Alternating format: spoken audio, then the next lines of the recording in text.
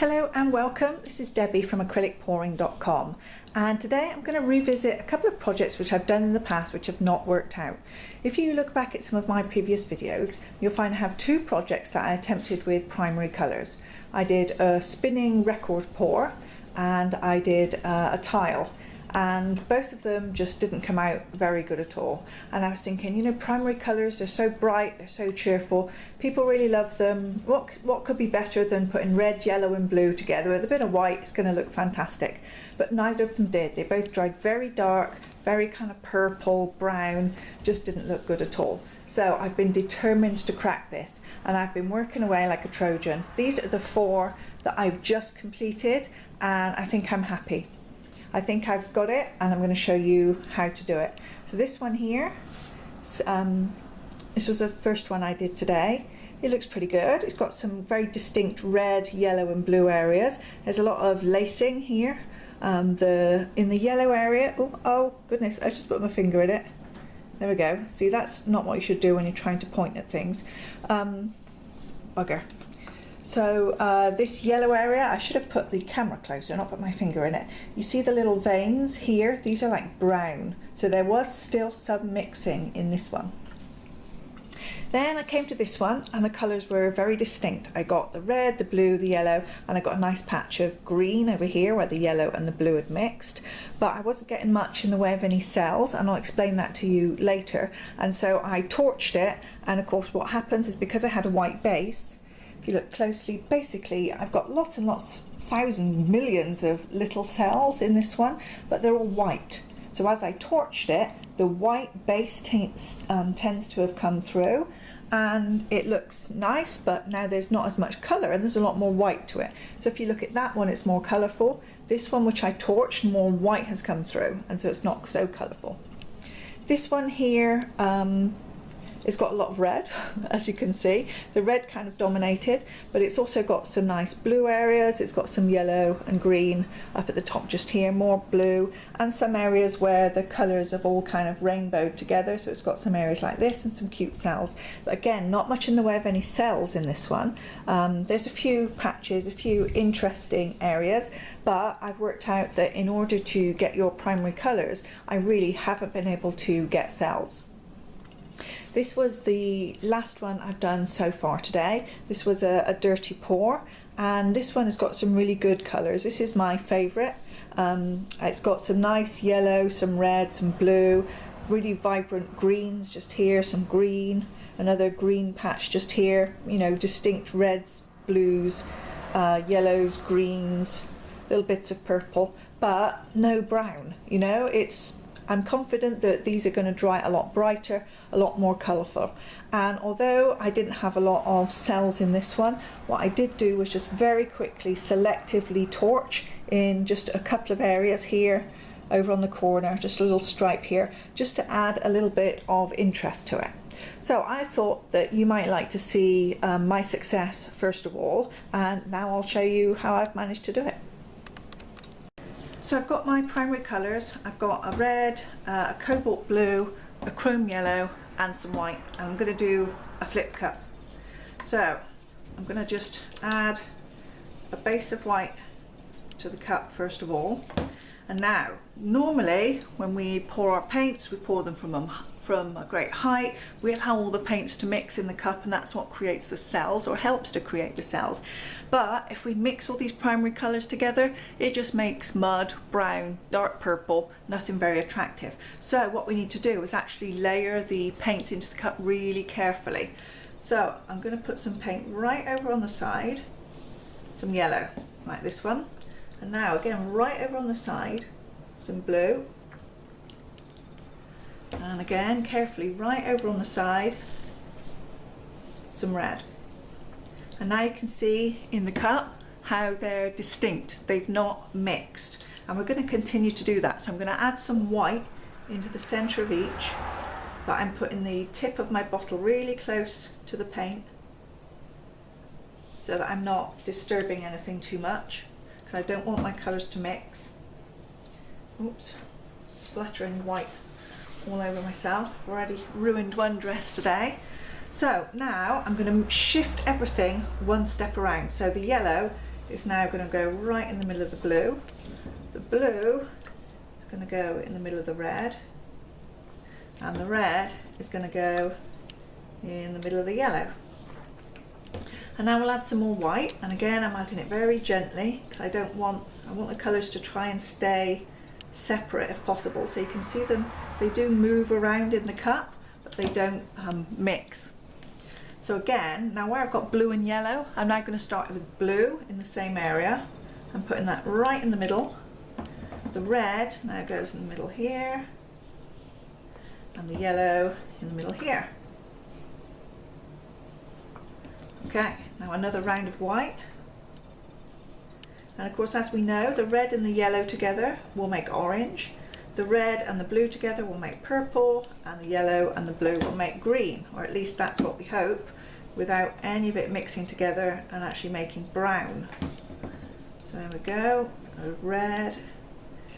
And you'll see that I'm using quite a lot of paint, because another reason I found for things to mix up and not be successful is if I have to tilt too much later on. If I have lots of paint and I put it on and I don't need to tilt as much, again, things don't mix up together and the colours stay a bit more distinct. So there we go, I've got my paints all layered up in here, and in each case I've only got 2 of each colour, so at no point are 3 of each colour mixing together, or at least fingers crossed. So I'm going to do a flip cup. Let's take this up, and I'm turning it very gently. Pop it back down. Are you ready? Let's see what happens. Let's see if we've been successful. So I'm now going to just lift this up, and hopefully we'll have enough paint for it to spread mostly to cover this tile. Okay, so that looks good. I can see that I've got plenty of distinct colours. My yellow is a little bit missing in this one. That can happen sometimes. But I've got some yellow areas here and here. Got quite a bit of white. I've got some cells coming through which look good. And again, to make sure I haven't really got as much paint as I would like. I would like there to be a little bit more. So I'm just going to tip what I have got into these corners. But I've underestimated a little bit. And the previous ones, I didn't have to move it so much because I had a bit more. So again, if you look in the cup, you can see the colours are very distinct in there. If you look on the side, I don't know if you'll be able to see, again, you can see them in layers, you see? Okay, so this looks good. Unfortunately, I am going to have to move it a bit more than I had hoped, but hey, that's what happens when you don't have enough paint. So, I'm going to take it very slowly.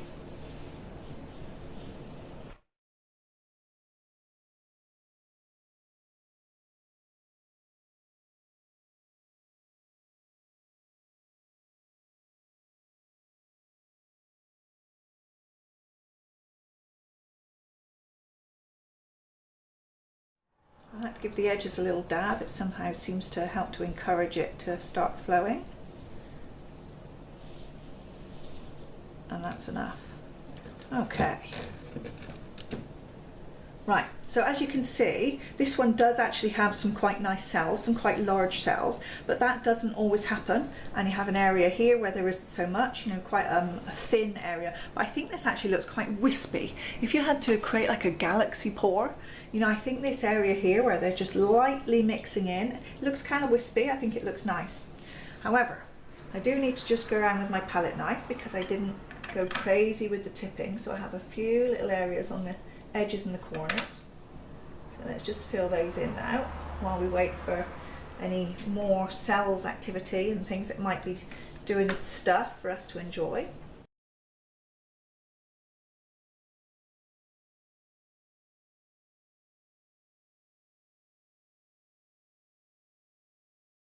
So now we can decide, do I want to torch this at all? So I've done some on some of the others, and what I tend to come through is the white. The white is obviously my heavier paint, and when I torch, for some reason that tends to pop up to the surface. So I've got some little white cells here. You know, I've got this area which is very interesting. This area is quite bold. This area here and here where the colours are mixed from my leftover paints are nice. And I've just got this area which is more kind of wispy and galaxy. And I actually don't think I need to add anything else. I mean, obviously all of our tastes are different. You might get to this stage and think that you'd like to add a little bit more, but I'm going to say, well, shall I? All right, just a little bit here. Oh, I just can't help it, can I? Same as all of you. We just keep trying to make things better. Let's see if it actually does. I'm just going to put a little bit in this corner where I've got this funny patch of paint just here. My torch is so fierce that I can really never put it exactly where I want to. I only wanted to do here, but still it does like an extra inch around there anyway. But I don't think it's too much. So maybe a little bit in this corner. Okay, oh, now that did go really nice. See, sometimes you just can't tell, can you? That's gone fabulous there. Okay, but I'm going to call that, what about this blue bit? Should we do this blue bit too? Oh, good gracious. Go on then. You talked me into it.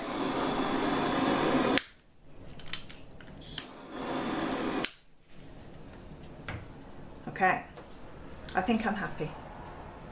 So, there we go. One, red, white and blue. And yellow. What they were talking, red, yellow and blue primary pour without all of the dark, the purple, the muddy, the brown kind of thing going on. So this is what we did with the flip cup. I'm going to do exactly the same now. If you want to hang around, let's do the same with the dirty pour. So I've got my second cup of paint all ready. As before, I started with some white and then I've layered up the colours. So this section here, I very carefully put layers of red and yellow.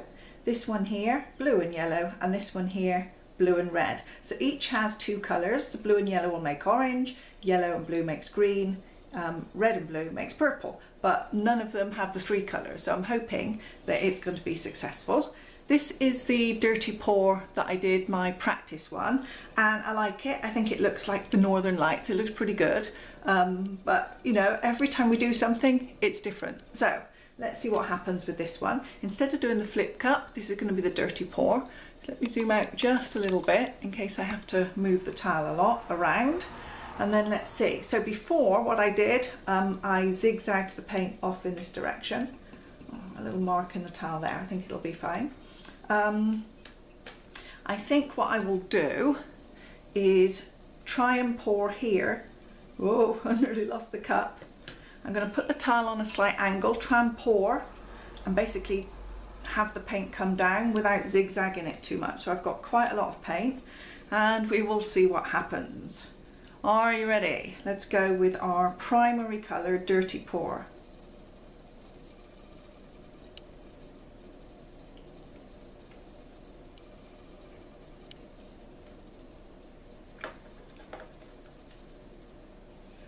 Okay, so I've got a lot that looks very similar to the Northern Lights one I just showed you. There's a big patch of something different going on over there, which I may or may not like. Let's see, once I've poured off some of these colours right up to the edge, and then we'll see whether we like it or not. A little bit more just to cover it. Let's encourage the paint over the edges there. That's good.